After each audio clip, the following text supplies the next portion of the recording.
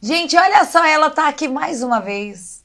Não só na minha, mas também na sua tarde. Já aproveita, já faça aquele ritual de toda segunda-feira, pega aquele cafezinho, um boldinho de queijo. Tânia Araújo aqui Uau, hoje. prazer de volta. E hoje nós vamos falar de um tema muito legal. Você já se sentiu em algum momento na sua vida rejeitado? Seja pelo seu pai, sua mãe, pelo seu marido, seu filho. Quem nunca, né? E hoje o nosso tema é rejeição.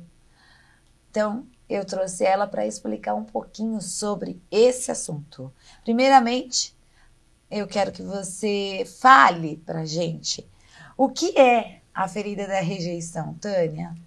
É uma dor forte, né? Que a gente vê Nossa. acontecendo em várias pessoas. Primeiramente, boa tarde. A ferida da rejeição, ela vem no primeiro contato do indivíduo com os progenitores, né? Então, quando ela começa a entender que ela está sendo rejeitada, ela vai criando dentro dela uma sementinha de autodesvalorização. Então, ela vem com aquele autodesprezo, autoaceitação. Então, ela não se permite ser amada e não se permite amar. Então, ela acha que qualquer pessoa que se aproxima dela para entregar amor, em algum momento vai rejeitá-la. Então, ou desvalorizando mesmo, né? Você não é boa, ou deixando ela enquadrada em uma situação e ela não consegue sair daquilo. Então, a ferida da rejeição, ela vem do primeiro contato com os pais mesmo. Tânia, e quais são, então, dentro dessa rejeição, né? Quais são os principais sintomas? Quando a pessoa já começa a sentir isso? Né? Então, eu trouxe alguns, são muitos, né? Diversos. Aí eu trouxe alguns para que dê clareza para quem está em casa, que consiga que é mais se analisar, dia a dia, né? sim, né? Então, a autodesvalorização, o autodesprezo que a gente citou no começo, um medo excessivo do contato, dos relacionamentos. Então, tá sempre desconfiado do outro.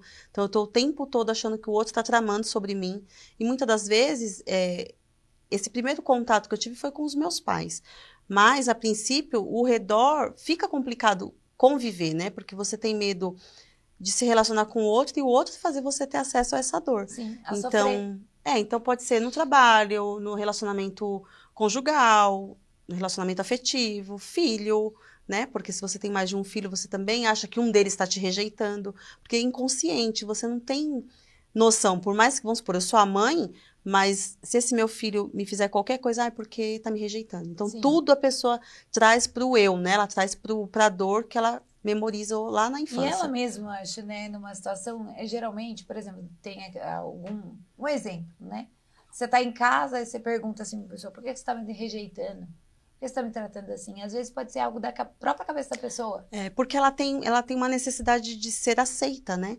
Então, tudo que ela vai fazer, é muito legal esse tema, porque a gente acaba acessando todos os temas que a gente já trouxe aqui, né? Sim. Então, ela precisa ser vista, ser lembrada, ser aplaudida, ser reconhecida. Então, aquela necessidade de fazer tudo certinho, sabe? Tudo organizado, para não ter brecha de alguém falar para você, você falhou. Falhou. Então, a falha não pode acontecer. E quais são as consequências disso? Então, a consequência principal é a pessoa cria uma casca. Então, ela fica ela cria uma proteção, como se fosse Fica na defensiva, uma armadura né? mesmo. Ela acaba sendo grossa, ela acaba sendo arisca com as pessoas, porque ela sempre acha que aquela pessoa está avaliando ela. Em algum momento vai apontar, vai falar, você não é boa, você precisa melhorar nisso. Então, ela não é ela. Ela cria um personagem, né? Porque ela não consegue ter espontaneidade e não consegue mostrar a alegria que ela já veio de infância. Ela não consegue, porque sempre alguém podou ela em algum momento. Sim. Sempre alguém apontou em algum momento que ela não era, né, perfeita. E aí ela cria essa armadura nela e ela também não consegue acessar momentos positivos, né? Porque uma vez que ela não tem espontaneidade, ela também não dá acesso para que as pessoas cheguem nela para viver, de fato, uma vida tranquila, algo mais leve, né? Com certeza. E dentro disso, existe um comportamento utilizado dentro desse perfil? Então, o comportamento que essa pessoa utiliza é a necessidade de ser reconhecida o tempo todo. Então, o perfeccionismo é palavra-chave, né? É um ponto principal dessa dor, porque ele só é visto se ele for bom e se ele for perfeito, né? Se fizer tudo certo. Então, se eu errar, alguém vai me punir por isso, inconsciente, né? Alguém vai me dar uma bronca, alguém vai dizer que eu não fui bom. Então, ele está o tempo todo buscando aplauso, buscando reconhecimento, mas ainda assim aponta para os outros, né? Porque se eu faço tudo certo, você também tem que fazer. Então, ele acaba buscando nos outros essa perfeição que ele já tem nele embutido ali. Agora, como que a pessoa faz a partir disso para curar essa dor? A cura é algo que não é uma tarefa fácil, não é simples, porque a pessoa ela precisa entender no primeiro momento que ela tem essa ferida. Então, ela acessa alguns materiais, resolvi me desenvolver, né? Autoconhecimento. Ela começa a buscar leituras. A princípio, ela não busca uma terapia, uma psicanálise, nada. Ela procura a situação. Né? Ela vai entender o que é aquele tema. E quando ela começa a pesquisar, ela entende que aquilo faz parte do eu dela. Então, enquanto ela não acessa o interno dela e entende que tem aquilo dentro dela, que o primeiro momento não é o que o outro acha de mim, é o que eu quero me curar. Então, tem técnicas projetivas que a gente tem que fazer diversas para acessar a criança interior dela e colocar algumas coisas, apaziguar algumas dores internas. Então, ela precisa... Tem tarefa semanal que a gente tem que aplicar para a pessoa se jogar mesmo e passar por algumas experiências assim de confronto mesmo, né? Com a dor.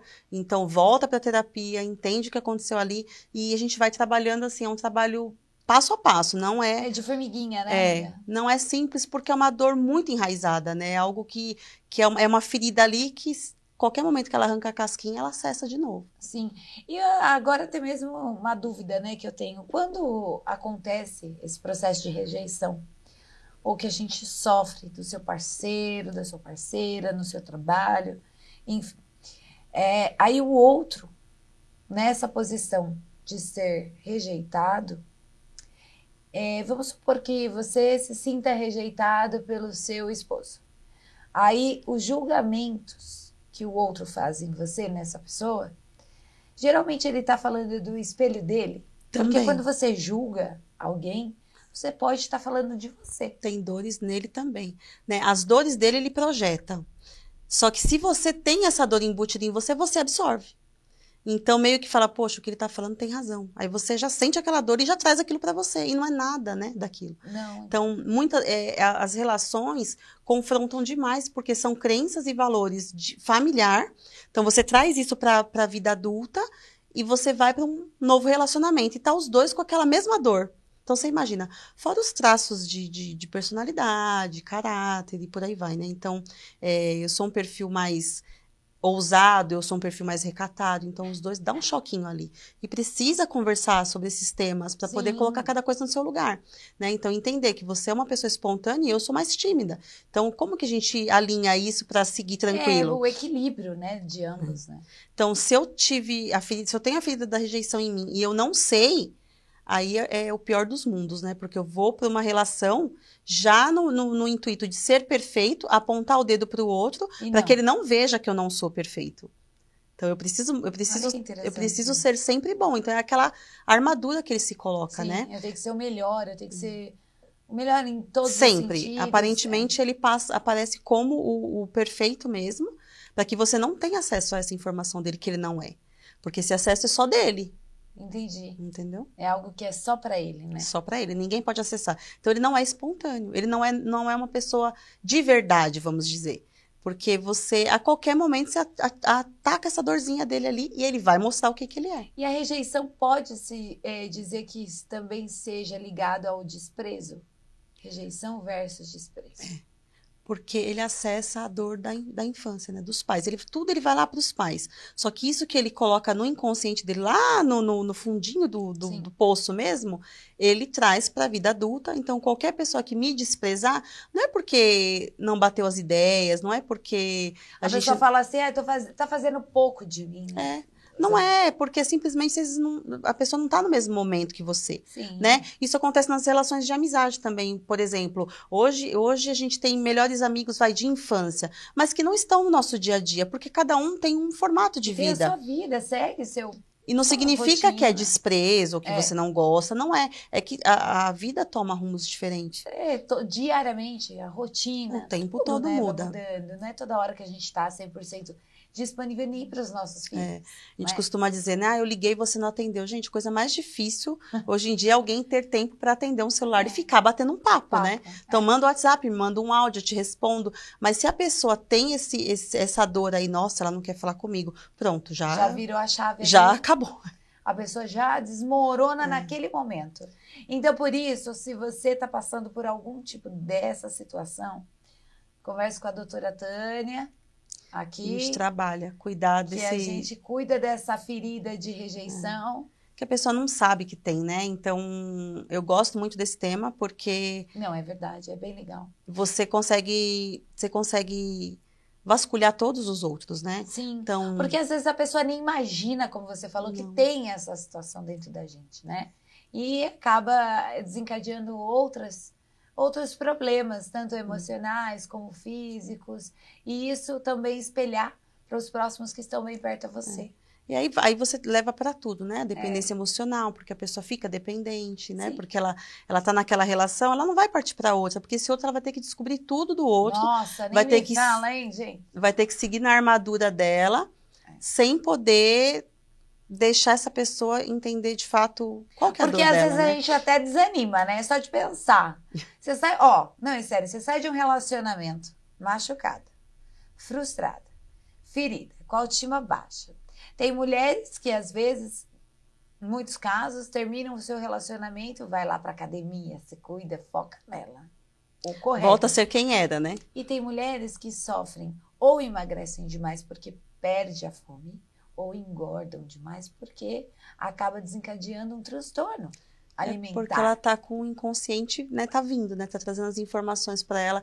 É muito legal que na terapia a gente apresenta o aparelho psíquico, né? Então, tudo que tá no nosso consciente aqui, os nossos 5% ativo aqui, que tá acontecendo tudo que tá guardadinho no pré e tudo que tá no inconsciente. No inconsciente. E aí, quando a gente tem alguma dor que, vamos supor, perde fome, algum desses pontos, você tá trazendo memórias bem guardadas lá, que você nem sabe o porquê você tá agindo desse jeito. Eu sou uma pessoa que, quando eu sofro, eu perco totalmente a minha fome.